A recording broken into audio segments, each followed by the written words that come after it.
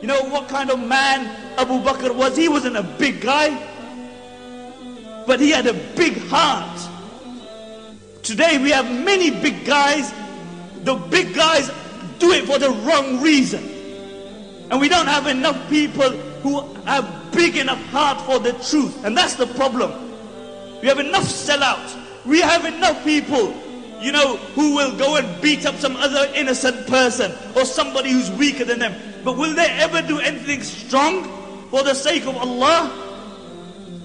They won't, because it dents their macho-ness. That's what it is. And the Prophet ﷺ spoke about the strong man. He said the strong man is the one who can control his anger. So he who can punch out somebody's lights. And Abu Bakr radiallahu anhu, you know what kind of man he was? Aisha radiallahu anha narrates, he was thin. He was so thin that his trousers would not remain around his waist. Subhanallah, he was so thin that his eyes had sunk in, that you could see the bones in his fingers, they would protrude because he was so thin. And when he would walk, he didn't walk with a step. He didn't walk with an attitude. He actually walked with a stoop. But they say Abu Bakr was the weakest in body. But when it came to the commands of Allah, he was the strongest. When you look at macho men and you make them your role models, then why don't you compare them with the Prophet ﷺ? The Prophet ﷺ fought with people for what? Not to beat people up, to bring them closer to Allah. In the time of the Prophet ﷺ, there was a man called Ruqana. And Ruqana was the undisputed wrestler of his time. In those days, Umar ibn Khattab and Khalid bin Walid were wrestlers. But nobody had ever defeated Ruqana. And upon occasion, he came to the Prophet ﷺ and he said, "Oh Muhammad, if you beat me, I will embrace Islam." And the Prophet ﷺ got happy. He got elated. He said, "Will you actually embrace Islam if I beat you?" He said, "Yes." And he grabbed Ruqana and he floored him. And Ruqana had never been floored before that day. And he stood up and he gave it the usual. "Oh, I wasn't looking. You know, my foot slipped." But the ulama mentioned, look at this. The Prophet ﷺ was ready, subhanallah. He was ready to fight with people to bring them to the haqq. Compare that with us. You know, this sick concept of macho man that we have nowadays. This sick concept that we have. You know, somebody who can make somebody an orphan, somebody who can push drugs, who can carry a piece. He's our role model for our youngsters. Why? The reason is because we have failed to give them alternative role models. If you had told your child about Khalid bin Walid before they slept, they would have looked up to the local drug dealer. If you had given them examples of Abdullah ibn Mubarak, they would have looked at other people. But did we do that? No. We told them Cinderella. That's what we told them about. And Ruqana stood up again and he said, "Give me another chance." And the Prophet ﷺ grabbed him and he dicked him again. And Ruqana was shocked. It had never happened to him before.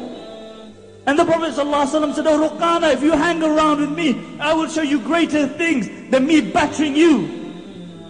And Ruqana said, "What could be more greater than this?"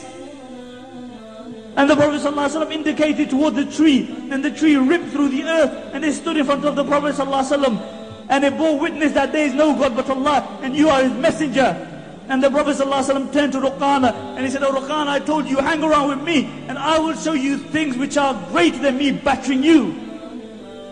But this was the life of the Prophet ﷺ, and the examples go on and on. We live in a shallow society where, you know, you judge people by how good looking you are. So you got plenty of hair, then you might become prime minister. That's where William Hague lost out. You know, you're good looking, but good look, you know, only skin deep. But if that is what you're looking at, then is there anybody's looks who could compare with the looks of the Prophet sallallahu alaihi wasallam? Jabir radiallahu anhu mentioned, I saw the Prophet sallallahu alaihi wasallam on the night of a full moon. And I looked at the face of the Prophet sallallahu alaihi wasallam, and I looked at the full moon. and I looked at the face of the Prophet ﷺ, and then I looked at the full moon. Then I looked at his face again, and I looked at the full moon. He said, I swear by Allah, the face of the Prophet ﷺ was more radiant and more beautiful than the full moon. Do you know what this story, tell your children this story tonight, of Zulaykha is? Zulaykha was the wife of the Aziz. She was an honorable woman, and she fell in love with Yusuf alayhi salatu wasalam, who was a slave. And the news spread around that she was infatuated with this slave. So the other honorable women started saying, you know, how did she fall in love with him? Let me put it in a context that you can understand it. How did Raja Saab's daughter fall in love with so-and-so? And I won't mention. How did Raja Saab's daughter fall in love with him? So she gathered all the women and she gave them an apple. And she said, cut the apple. And whilst they were cutting the apple, she told Yusuf alayhi salatu wasalam to walk past. The Prophet ﷺ said Yusuf alayhi salatu wasalam was given half of the beauty of humanity.